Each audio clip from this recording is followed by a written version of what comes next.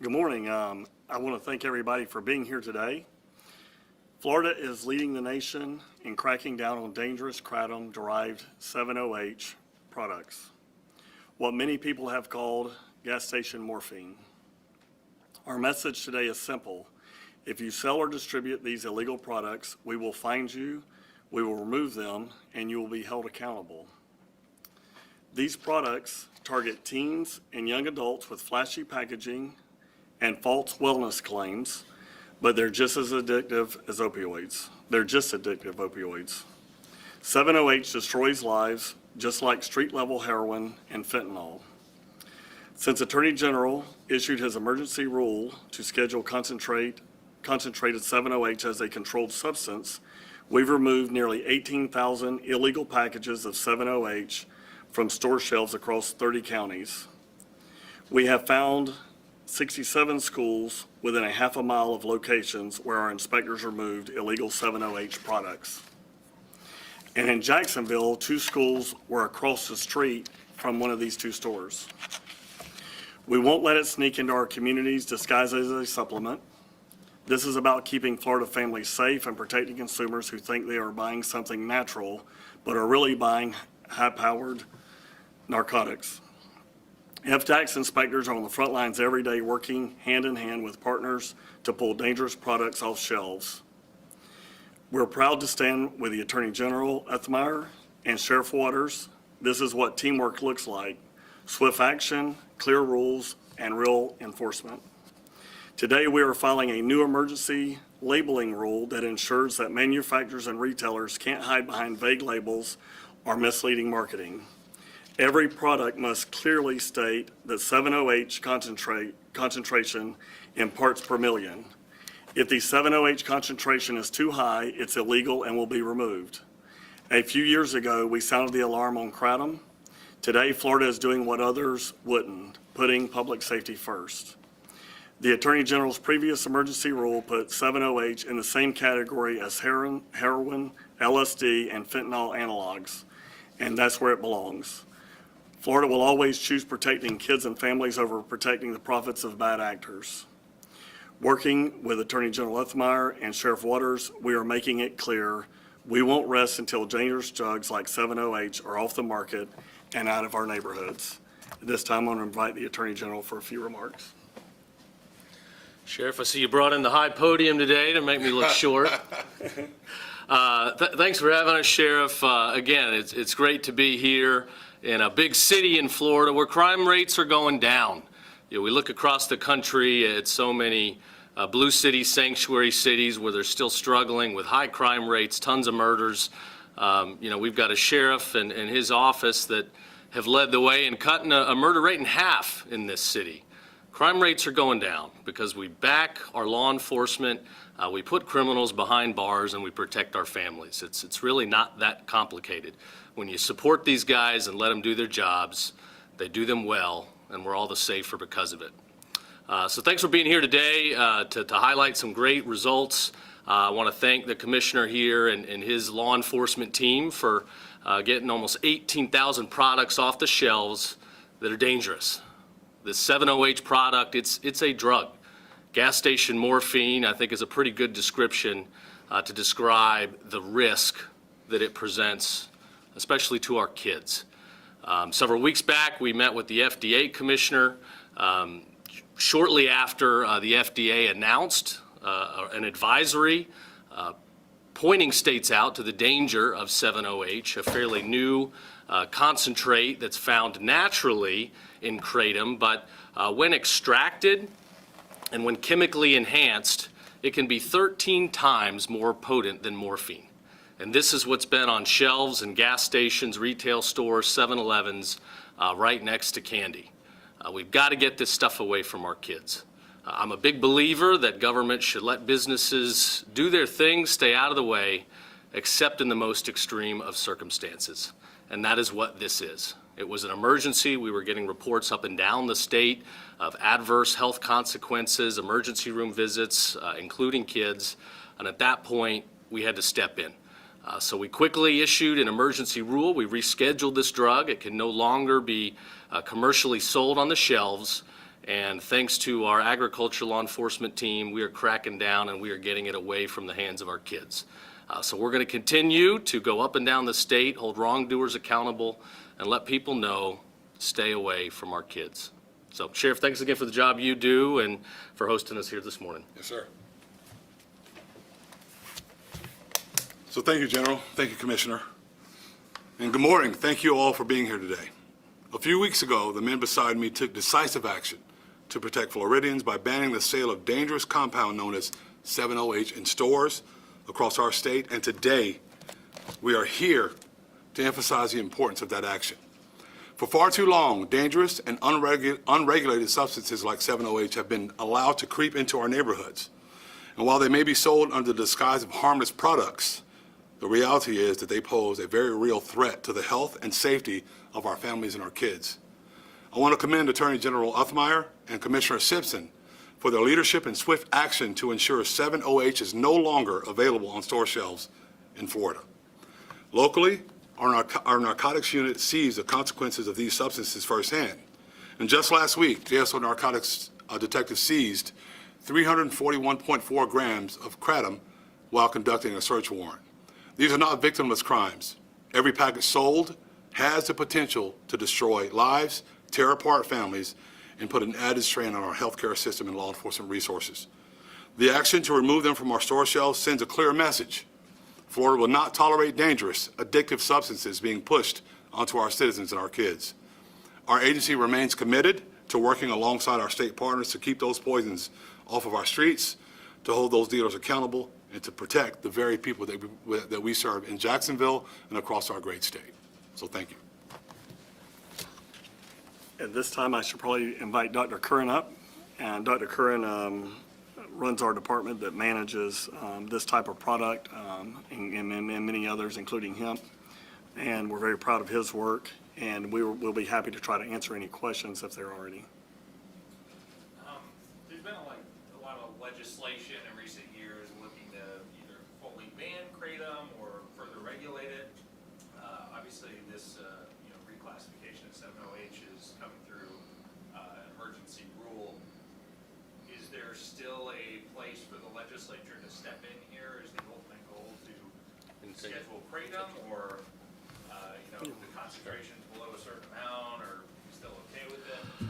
So this emergency rule is only good until the legislature comes back to meet. So ultimately, they're the policy-making branch. Appropriately, they can either ratify the rule, amend it, or, impose restrictions at their discretion. I certainly think when it comes to, hemp and kratom and some of these new products that we're all still learning about, that there's a lot we don't know. Are there some medical therapeutic, advances that could come with some of these products? Sure. Are there things that could be prescribed by physicians to be helpful? Sure. But at the end of the day, I think it's up to the legislature to do the deep dive and really figure out, what protections we want to have in place. We've had great legislation recently, especially in the context of vaping, where my office is looking at products that are advertised and attractive to kids, and we've got to stop that. It's vapes in the classroom today. It's very different than cigarettes. Kids are pulling them out of pockets and killing brain cells ad nauseum. I don't think we're going to defeat China and our adversaries if everybody's high every day. So we're continuing to look at this. Again, the legislature will be the appropriate body for long-term policy. Follow up on that, just because you mentioned vapes. Your office came out with the stop sale list back, I guess, in January, and gas stations and all the like, smoke shops or whatever, were supposed to stop selling those products 60 days later in March. But according to state data, there's been no citations or fines issued in any of our local counties here in Northeast Florida. I'm guessing that enforcement probably falls on DVPR. Are you satisfied with the level of enforcement you've seen so far? We're not, and we're still looking for more resources to enforce. This is a brand new policy. I think the first list came out. The second one is coming fairly soon. I know your office has pulled out a lot of products too. So I think the commissioner's doing a great job. We got to work with other agencies that have authorities to properly get these things off the shelves and levy fines where appropriate. Is it FDAX that's in charge of the nicotine vape enforcement, or are you just the hemp? No, yes, we are in charge of hemp and obviously these kratom products and many other products that we're inspecting on a daily basis. So at this time, we are not responsible for the vaping products, and we don't do any of the vaping products. The hemp ones. The hemp vaping, right, hemp, but not, that's right. Nicotine falls under the BPR. So then what is the enforcement going to look like in Jacksonville, primarily towards the 708 ban? Are we just going to have detectives coming into every gas station convenience store, looking at the products on the shelves? Yeah, so from FDAC's perspective, we have inspectors stationed statewide, including here in Jacksonville, and our inspectors do go into convenience stores, smoke shops, warehouses, and things like that. And if anything is in greater concentration than the Attorney General's emergency rule stipulates, those would come off sale immediately. We would stop sale them. They couldn't be moved from that point. And then at that point, they're deemed controlled substances, so they would have to be disposed of properly. They can't be sent back to the manufacturer. They can't be thrown in the trash. These are actual narcotics. They're drugs, so they have to be disposed of in a proper manner as any other drug would be, and law enforcement can speak, in detail to that as well. Are there criminal penalties associated with selling these products at this point? I mean, are smoke shop owners getting arrested, more or less? There can be, yes. I mean, they're scheduled substances, so yes, there can be. What kind of health effects are you seeing when people, especially teens, use these products? So when it comes to 7-OH, it is, as the Attorney General reported, is about 13 times more potent than morphine. And I think we all are familiar with morphine, it's a painkiller and it's addictive. And so when you take painkillers, it has a euphoric effect. It kind of decreases your mental functions and such like that. And when you're addicted to something, this is something that your body craves and it goes back for more and more and more. So it's really a detriment to youth, especially who may be naive in the effects of these things. They get hooked on these things, and it's a very difficult process to become unaddicted. I know that 7-OH acts similar to an opioid, but it's not technically an opioid. When you're looking at like overdose situations, does Narcan work on these products? So 7-OH is in the opioid family. It has the same effects as that. As far as with Narcan working on that, I'm not a physician, so I really can't speak to whether it does or doesn't. But it is in the opioid family. Does Georgia have the same enforcement, and if not, does that create some black market where you're gonna have people buying it in some other state, bringing it in Florida and selling it here? So I can't speak to Georgia's laws or Georgia's enforcement, but that black market, as you referred to, unfortunately exists everywhere. And it's been a lifelong thing for all law enforcement to try to eliminate a black market. And so we just do our best that we can with the resources to try to make that as difficult as possible in Florida.